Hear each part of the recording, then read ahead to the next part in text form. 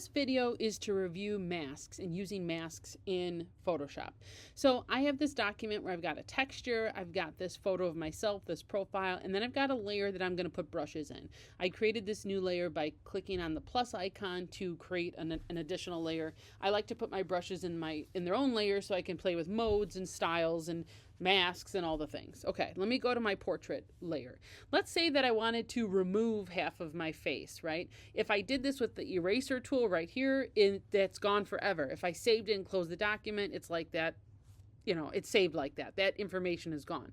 But if I create a mask, then I can bring back what I remove. So let's create a mask on this layer by clicking on this square with the circle. There's a short video you can watch there. This is a consistent kind of icon for masks, right? If I was making a selection using masks, I would use this piece right here. So let's go ahead and put a mask on this layer. In the mask mode, right, I'm going to be painting with black to hide and white to show, or maybe it's the opposite, right? No, yeah, black to hide. So here I am, I'm using black, right, and I am erasing part or removing part of my face or head from the portrait of myself. Now, the nice part about this is that this isn't permanent. And if I decided tomorrow I didn't like that, I can go back, I could use white, and I can bring that back, right? Masks use true white and true black. So this would be getting you true white and true black, and this is flipping between the two.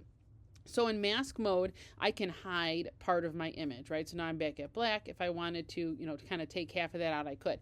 Now, right now, my brush is very hard, right? It's 100% hard, but if I made my brush 100% soft and I went and did that, it would be a much softer kind of line or transition. Now, let me go to, I'm going to go to this texture layer, and I want to create now what's called an adjustment layer.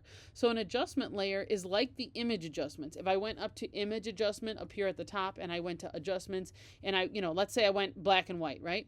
It does it to this entire layer. I hit OK, I hit save, I close the document. That's it. It's, you know, that picture has been turned black and white. But maybe I don't want to just turn it black and white. Maybe I want to be able to edit it still.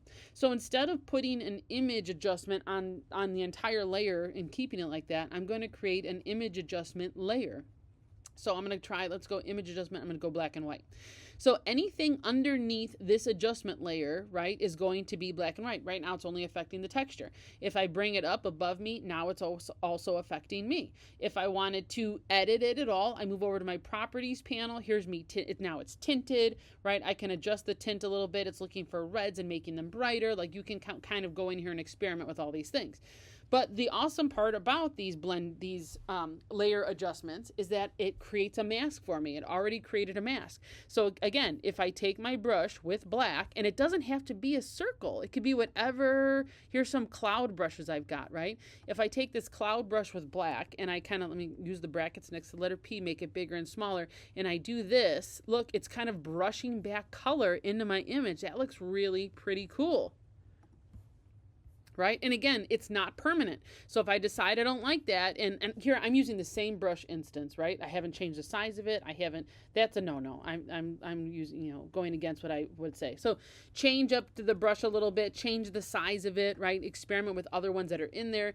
It has different opacities, right? Because it's a brush. So, I mean, it's a cloud brush, so it's got some transparent parts, so you can click a few times, but that's all ways that you can, so that's another way to use a mask. You can use a mask on an adjustment layer. Here's another layer. I've got a brushes layer. I'm going to grab my paintbrush. Does it have to be white even though it's a cloud? No, sure it doesn't. You can do whatever you want with that brush.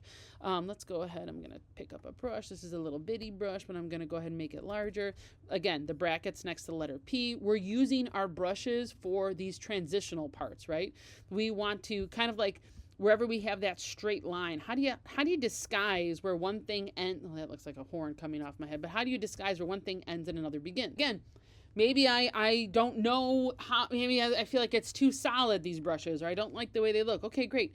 I'm going to create a mask here. I'm going to take my paintbrush with black. I've got the same brush that's also a cloud, and now I'm kind of editing or changing the brush, kind of making it more wispy looking. So that's 3 different ways that I can use a mask. Thanks for watching, and be sure to subscribe for more tips on how to use cool techniques in Photoshop.